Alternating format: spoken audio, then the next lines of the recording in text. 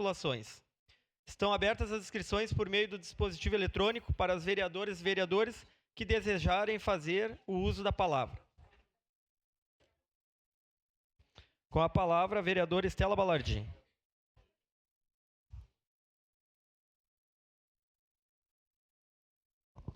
Bom dia, colegas vereadores, colegas vereadoras, a quem nos assiste de casa. Hoje é um dia muito importante, é o dia que sucede o marco do firmamento do Pacto Nacional contra o Feminicídio.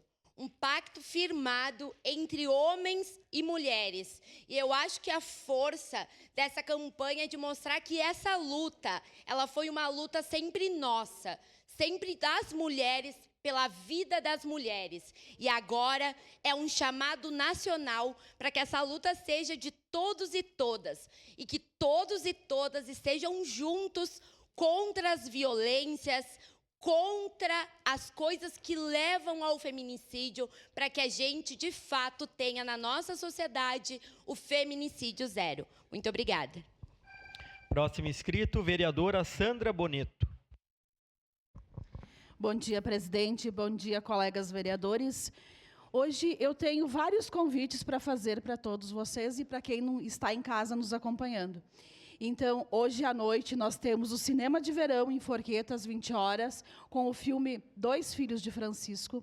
Sábado, nós temos as Olimpíadas Coloniais.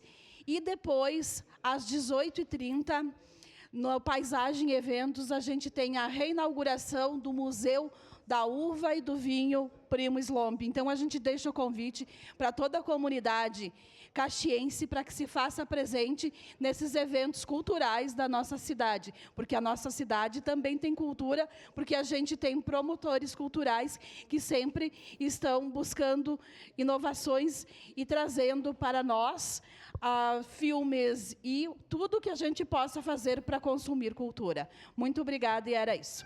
Encerradas as pequenas comunicações.